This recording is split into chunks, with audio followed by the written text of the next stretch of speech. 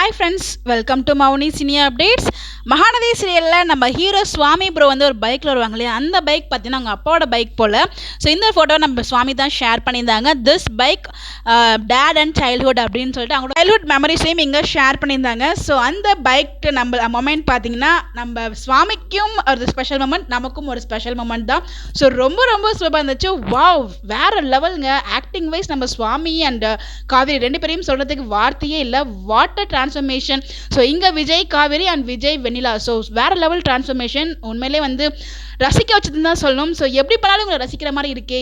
ஒரு எமோஷனலாக இருக்கட்டும், ஹாப்பியாக இருக்கட்டும், அந்த லவ் எல்லாமே ரொம்ப ரொம்ப அழகாக வந்து பண்ணியிருந்தாங்க. இந்த இடத்துல நம்ம பிரவீன் பண்ணார் சார் இவங்களை வச்சு செதுக்குன்னு செதுக்கிருக்காரு. ஸோ அவ்வளோ அழகாக வந்து வந்திருக்குங்க ஒவ்வொரு சீனும். இன்னைக்கு எபிசோடில் அவங்க கையை பிடிச்சி அழுவதாக இருக்கட்டும், அந்த கத்தி அழுவாங்கல்ல, அதெல்லாம் வந்து என்ன நடிகர்ப்பா இவர் அப்படின்னு சொல்லிட்டு அவர் மேலே இன்னும் கூடுதலாக அவர் மேலே இருக்க பாசம், மேலே இருக்க மதிப்பு, லவ் எல்லாமே அதிகமாகிட்டு தான் இருக்குது நாளுக்கு நாள். அவரோட ஆக்டிங்கில் அவ்வளோ அழகாக காமிச்சிருக்காரு. ஸோ ஈக்குவல் டு காவேரியுமே வேறு லெவலில் பெர்ஃபார்ம் பண்ணிட்டு இருந்தாங்க.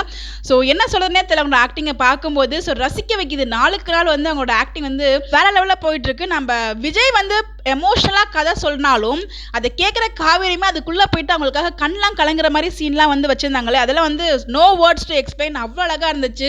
ஸோ அவங்க வந்து கட்டி அவங்க மடியில் படுத்த அலைவரசனாக இருக்கட்டும், அவங்க கொண்டு போயிட்டு காலில் இந்த எழுந்திருக்கும் போது அவங்க கையில் படுத்திருப்பாங்களே, அது எல்லாமே ரொம்ப ரொம்ப அழகாக இருந்துச்சு.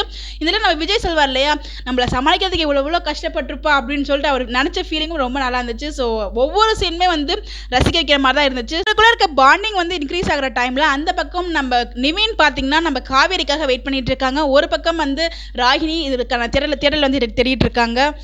நம்ம விஜய் வந்து நிவின் கிட்ட சொல்லாமலே இருந்திருக்கலாம், வந்து 8 months வெயிட் பண்ணுங்க அப்படின்னு சொல்லிட்டு 8 or 9 months வெயிட் பண்ணுங்கன்னு சொல்லிட்டு. நாளைக்கு எபிசோட்ல குமரனுக்கு ஒரு ஹாப்பி நியூஸாக இருக்கும்னு நினைக்கிறேன். ஸோ அவங்க போயிட்டு மீட் பண்ணுவாங்க இல்லையா, ஸோ அவங்க வந்து இறங்குற மாதிரி தான் எனக்கு எபிசோட் முடிச்சிருப்பாங்க. ஸோ அவங்க வந்து அவங்களோட ஆர்டர் வந்து உங்களுக்கு கொடுப்பாங்கன்னு நினைக்கிறேன். ஸோ இதுக்கப்புறம் வந்து இவங்களுக்கும் ஒரு பாசிட்டிவான ட்ராக் வருங்கிற மாதிரி நம்ம எதிர்பார்க்கலாம். பட் இருந்தாலும் எனிவேஸ் விஜய் அண்ட் காவேரி வேற லெவல். உங்களுடைய கருத்துக்களை மறக்காம கமெண்ட்ல போஸ்ட் பண்ணிடுங்க. வேற ஒரு வீடியோவில் மீட் பண்ணலாம். பை.